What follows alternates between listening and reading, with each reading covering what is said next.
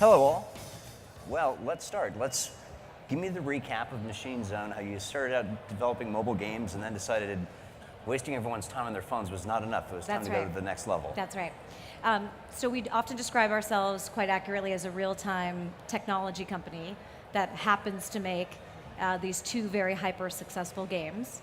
We're the makers of Game of War, as our MC kindly introduced, and Mobile Strike, and for those of you who are gamers, you know that Final Fantasy 15 is the next game that's going to be coming out shortly, and people are very excited about that.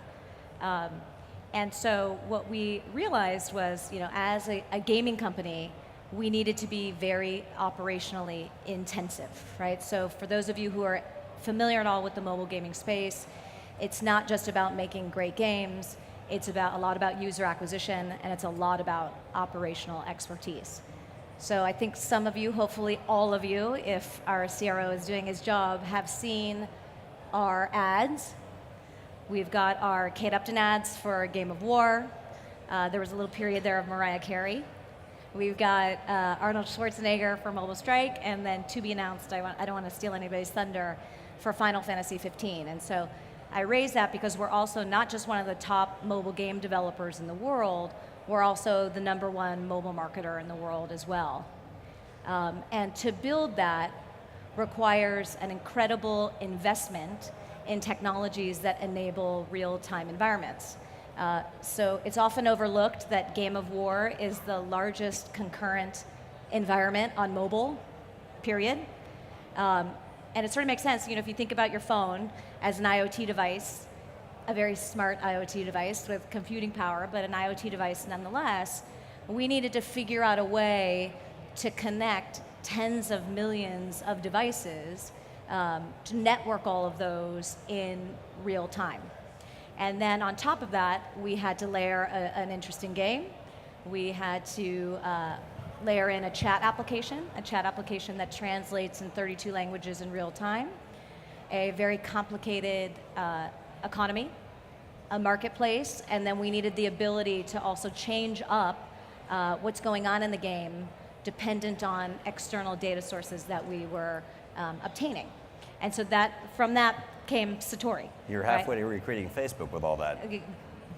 So we're going to do something better, yeah. Satori, this was not anyone's 20% time side project. That's exactly right. So very early on in the development of Game of War, we realized we were onto something really incredible, something very special. That the problem we were solving, this ingesting this massive amounts of data, filtering it, making sense of it, being able to act upon that data in real time, was a problem that wasn't unique to gaming. This was a data problem that was vertical agnostic, and its applications were going to be far beyond games.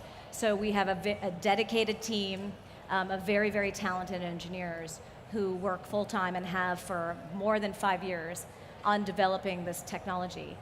And interestingly, I was asked backstage, why don't you guys talk about this? Why don't you announce it all? You haven't talked about it yet. And I think that goes to Machinezone's core of we're the do it first, then talk about it, right? Don't say we're gonna do something. We really worked on this technology for an incredible amount of time. A lot of dedication and sweat went into this, and it's finally ready to be available to the world. Right, so the name Satori, what does that exactly mean? Yeah, so Satori, I laugh because it's actually a fun story it's the moment of enlightenment, right? That's what it means in Japanese. And so as we were getting ready to launch Satori, there's so much in a name, right? So as a mom, when you're naming something, it's forever. You can't go change the name later, so this better be a good name. So we sort of thought, coming up with a name is easy. This won't be a problem. And we asked the teams, to think of names, and everybody was sort of like a polling exercise of what are the good names for this technology that really captures what it is, right? So this is taking huge amounts of data, right? An absolute tsunami of data, and allowing people to ingest it in an intelligent way, right? And actually then act upon it. So there was a big emphasis on the scale of it, the true size, right? And the fact that it's extremely fast, ultra low latency. And so there was a hyper focus, I think, on figuring that piece out. And so we got a lot of names that I'm going to be very stereotypical, but I had a lot of alpha engineers who then came up with names, and the top one was Colossal Fire Hose, which I thought sounded a lot like... Sounds kind of untidy, yeah, really. It sounds a little too aggressive. So we then hired people whose job this is, who are experts in this field, to come up with a name that actually suggests what it is, right? It is the moment of light and enlightenment when you can take all these distributed, disparate data sources and aggregate them, put them into one place so that they can be filtered and acted upon. What applications you build when you have access to data in that fashion, we expect that there will be many moments of enlightenment for the developers that build on top of Satori. Now, you're a company based in Palo Alto, California. Correct. But your big test market, your launch market, is New Zealand. Yes. Kate Upton's sales pitch was received better there? Absolutely. They love Kate Upton there. What? They said. Yeah, so it's a story about, don't accept no for an answer. So New Zealand considers themselves a mini Silicon Valley, which I think is a nice way to think about them. They're very forward-thinking, they're very technology-focused. There's a lot of projects already in place between connecting Silicon Valley and New Zealand. And so Gabe and I had been introduced to some people in the government there. And we said, okay, we could come up with some really creative ways to truly make your open data truly open data, right? Because right now, open data just sort of sits there, right? They're publishing it, but where's it going, and finding it is very... There's a lot of governments that think open data is, here's a PDF on our site that somebody scanned in. And it's not, right? We're talking about live streaming data, okay? And so they have a lot of nice open data initiatives, but all of the data sources are all over the place. None of the systems talk to each other, and so we said, look, we really could help you in some of your smart city initiatives, and we were exploring with them what are the most effective ways to leverage the technology. And transportation was an obvious one. So they said they were all excited. They said, absolutely, let's do it. And then, as with many governments, we heard absolutely nothing. They thought they were moving at lightning speed, but they weren't working at Machinezone speed. So Gabe, being the very focused person that he is, said, I'm going to build it anyway. Right? I'm just going to actually go get the data myself. And so we had our engineers actually go out, get the data, connect to the data. We developed some fun applications and went back to New Zealand and said, look what we built.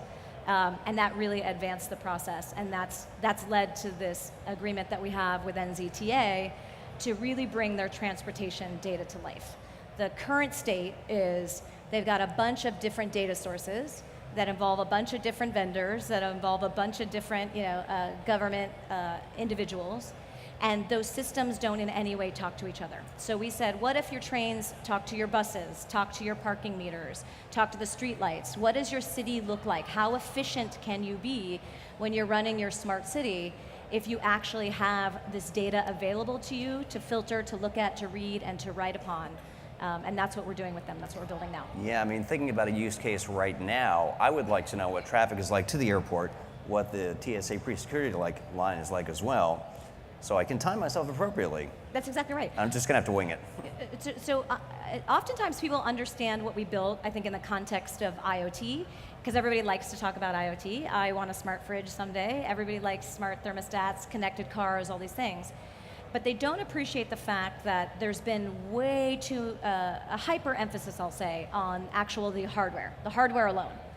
And nobody's trying to figure out what is the orchestration layer between all these things. What's the communication layer so that you can have applications like you're talking about where you're feeding traffic data in and weather data in and stoplight data in, et cetera. It's the airport anxiety app. That's what I need to know. I like it. I like to. How many people are in the lounge, all this other stuff. I liked your FOMO app the other day. Oh, yeah, that was a good exactly. one. The FOMO app's good too. Yeah. Especially for an event like this. So what's the biz model? Is New Zealand paying you to host it? Yeah, what we're focused on right now is open data. So we will ultimately get to private channels and private data, but the focus right now, and one of the reasons that we have this $1 million challenge, is to really get everybody paying attention to where are these open data sources and to get them to put them into Satori. Because what we're doing is we're publishing that all for free. Anyone can subscribe to these data sources, and we've made it all, we've encapsulated it all and put it all in one place so it's easy to obtain, and you can run filters on it, you can run intelligence on it, and some really cool applications are going to come out of that. But first we need to grab the data. We need to go get those data sources. So that's the focus right now, is getting those open data sources. Understood, yeah. There's a lot of, I remember it took the Metro Transit Agency in DC, they spent years saying, we don't need Google to have our data. We can sell ads on our own site. That didn't work out. Yeah, it didn't work out so well. So you started as a gaming company, now you're developing productivity business apps. Does that change how you develop games? So I would say no. What I would say is it gave us a different lens to look at business applications. What we figured out was that a lot of business applications are okay with things being slow. And so I would put it the opposite way, which is that we brought Machinezone speed and scale to a business application and said that the way of the world is unacceptable. The fact that data takes so long to get to the server, we're relying on the servers, where we're capturing the data, then we're analyzing it, then we're acting upon it. We said that latency, that slowness, is not the Machinezone way. That's not how we run our games. It's not going to make for the most successful platform for us to build our games upon. And so we said, we're going to bring that ethos, that way of thinking, to business applications. Does it also lead to your business apps being a little more fun than the average? We'll see. I mean, really what it is I want people here to build the applications, right? We're saying we're going to give you that infrastructure so that it's not cost prohibitive for you to build the next, ride sharing app or whatever the app may be. There was a lot of barriers to entry because those infrastructure costs were so expensive and the data wasn't in one place. So now all of that goes away and you really unleash developers' creativity to build the next great app that takes advantage of something that's virtually latency free and at scale. It's these global distributed data points. So what's the emphasis going forward? You have the advantage. Machinezone is a wonderfully all-purpose name, especially if it's just MZ or MZ for our Irish friends. I like that. Yeah.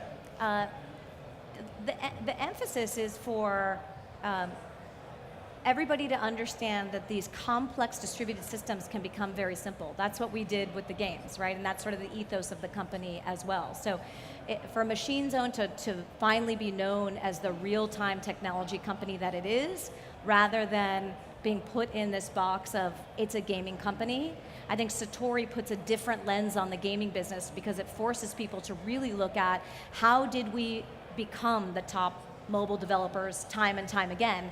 It wasn't just because the game was great. The game being great is a given. It wasn't just having Schwarzenegger in the ads. It wasn't. And Upton and It wasn't. else. As much as Arnold likes to think he's the reason, we like to give him credit too. But it wasn't about that. It was about the underlying infrastructure. It forces people to look back at that and say, okay, this took some incredible infrastructure and operational expertise, and very successful applications were built on that. Very successful businesses were built on that, and we want people to say, what can I do now? What does my business look like if I leverage that technology? Now you mentioned the developer challenge. Talk about that. Yeah.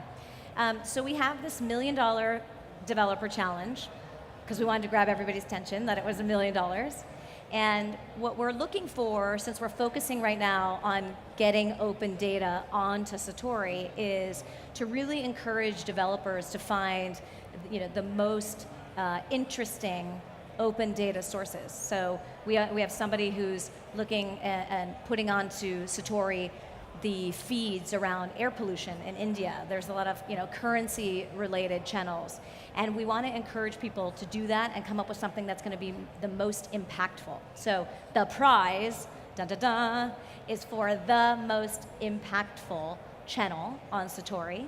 And the most impactful one gets $500,000, and then it scales down from there, including the fact that we have some honorable mentions. So we wanted to put some real money and energy behind getting developers to get very creative about grabbing those open data channels to put them on Satori, because the more data channels that are in Satori, the more everyone can leverage that data. And so to be clear, we're talking, I hate the word impactful, I'll say effective. Here's why I like Making impactful. real change happen in society. Yes, don't forget that I used to be a lawyer. So impactful is an excellent lawyerly word, right? What does impactful mean? So impactful is it's changing things for the better. You can call it effective. Yeah, I call effective, it impactful. making stuff happen. Yeah. Or some other word for stuff. That's right. That's right. Yeah. And already we're totally amazed by the things that people are putting onto Satori. What's the weirdest one?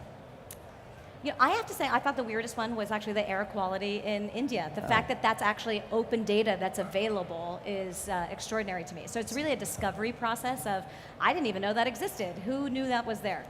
See, I'd figure there's somebody who's organizing their sock drawer or collecting baseball stats. That's a prod because he wants to have his socks complimented, everybody. His socks are amazing. Airplane socks?